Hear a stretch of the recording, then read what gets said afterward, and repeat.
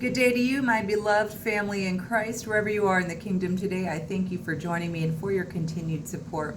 In Luke chapter 18, truly I say to you, whoever does not receive the kingdom of God like a child shall not enter it. That's a pretty bold declaration. The Bible calls for us to have childlike faith, and that's not to be like necessarily childlike in our continence or how we act. Generally most of us are adults and we're called to walk in wisdom and to be spirit led. But the childlike faith, if you consider a child, they're fearless. They are fearless. They rely on a parent. They believe what the parent says, and they kind of structure their lives around what that parent says. They're honest to a fault sometimes. They are loving. Children just want to help. They just want to help, and if you consider a child, they don't really wrestle with the intricate concepts of like pride and shame the way that we often do as adults. Some of us spending the entirety of our lives really lost in these concepts. And that's not the Father's will for us, exalting ourselves in vanity or in pride. Because the higher you exalt yourself, like we deal with these things once we start to care what people think, then we start to go into these weird places in the mind and to make of ourselves someone that we're really not, or that we think we should be, or that we want to be, and it's like the Lord really made us all individually, uniquely, to be Him through us, so everyone's different. It's like snowflakes, it's like everyone is just uniquely individual. The Spirit through each of us just shines so different. If He wanted to make us all the same, He would have made us all the same. It's one same Spirit through all these different people. But then the Spirit is so grieved, when there are so many that just really exalt themselves and they just walk in pride or shame. And, all of that is pride. Even shame is pride, because it's just really thinking about yourself too much. And kids aren't like that. They're always wanting to go, go, go. And it's to see who's out there and what's out there and what can I do and how can I help. And I want to help. Children have that unique ability to be really, to kind of just like cut through the BS, really. They're not much for small talk or niceties. They're not fake, and that's just how Jesus was. Jesus, he didn't have to be, childlike faith isn't like dumb, it's just unassuming, it's just loving to all. Sometimes as adults we selectively love, which is so dangerous. It's really nasty to be that way, especially as sons of God. We selectively love, and even then it's like we'll love some people and only we'll love them sometimes, according to if they're staying in line with my rules. And it's like children are not like that, you know what I mean? They get into it in the sandbox, then they're over it, you know what I mean?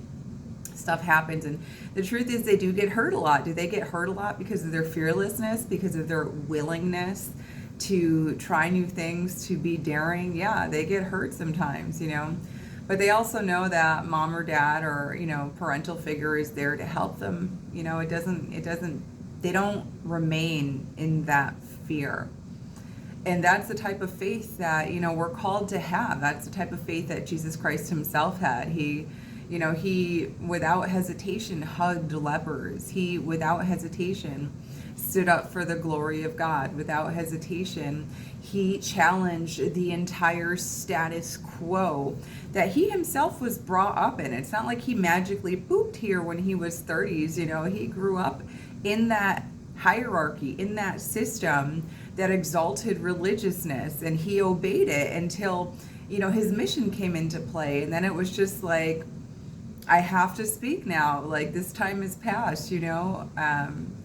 Jesus Christ, he freely wept if a situation called for it. How often are we even embarrassed, like even in our privacy? Like I know many people like probably have struggle worshiping even alone, like freely putting on some music and just ugly crying before the Lord, even alone. Some people are embarrassed to do these things even in front of themselves. It's a deep place that we really go deeply into ourselves as adults sometimes. And it's impossible to have that childlike faith from that place, because childlike faith it's off the cuff. You know what I mean? You know that your Father protects you. You follow what your Father says without question. And you're fearless. You're ready to help others. You don't put yourself first, because, children don't, we're talking generally, you know what I'm saying? Of course, a lot of kids grow up really poor, in really bad situations. We're talking in a healthy situation generally. Children wake up, not wondering who's going to feed them. They wake up just knowing that they're taken care of. So they want to go out and explore and see, who can they hang out with? Who can they help? Who can they talk to? Who's out there? They're the opposite of us, where we just want to kind of hole up sometimes inside, and whether inside a home or inside of ourselves. Children are just recklessly in their abandonment of fear, and their abandonment of all those lower level feelings. Children aren't afraid. They're not afraid. And fear just leads us to so many wrong places that the Lord doesn't want for us, both in this world and in the labyrinth of our minds sometimes, So it's important that we let the Lord sanctify us to this place. And, people will call you a lot of things. They'll call you stupid or naive, or just think, one way about you that you're not, because you're willing to love freely. Especially the wicked people of this world always feel like, I have to get them before they get me. And wicked people tend to think that you think the same way as them. Like, wicked people tend to think, well, if I'm thinking this, they're probably thinking this. When, especially for believers, it's like the opposite. That's usually why believers get taken advantage of and really get persecuted, because, their mind is on heavenly things, and the mind of the wicked is on just kind of, worldly things and taking advantage of one another. So it doesn't mean you're not going to get hurt once in a while. It means that in your childlike faith that your Father's there to cover you. That He'd rather have you love freely than not at all. Like, love freely and get hurt than love not at all. So the childlike faith, it's not a guarantee that you're never going to get hurt. And children get hurt a lot in their fearlessness, and we'll get hurt a lot. We're called just to be as bold as children are, but it's what pleases the Father. I mean, anything else really isn't acceptable. It's really not acceptable. He wants us to just believe Him and to follow Him, like He's the leader and we're the children. You know what I mean? So it is really important that we offer Him this precious childlike faith, and be willing to allow Him to kind of heal the places within us that were so damaged that they, sometimes, like a child growing up in a really rough household has to grow up too soon. And that was the case for many of you. And the Lord will absolutely redeem time. He will redeem time by restoring your heart and loving you in the ways that you weren't loved when you needed it the most. Like, I testify to that. He will reparent the heck out of you. And it's really a beautiful experience. And by the end of it, it instills something in you. Being raised with the proper love instills something in you. It's just like, sin instills something in you. Since the garden, what accompanies sin is shame. They felt shame in the garden after they sinned. And still to this day, even if you enjoy your sin, no matter what, you're wearing a garment of shame in it. And that garment's heavy and it's uncomfortable, and it makes having a childlike faith just nearly impossible, So these things, sin instills shame in you, whereas the love of the Lord really instills this newness, this childlike faith within you. It really does. You can be so far gone and come to Him just the most damaged person, and after receiving His love, and He instills the newness into you, and just that refreshing spirit of His, you will come out with a childlike faith, and you will come out ready to love others, even if you've had a broken heart 100 times. You'll be free and willing. you notice that you're not, when you examine your faith, you can tell you're not in a childlike faith when you just have a lot of fear still, a lot of shame, a lot of doubt, a lot of worry. Children don't have those things, you know what I mean? Because they rely on the parent, and we too need to rely on the father, you know what I mean? I didn't grow up with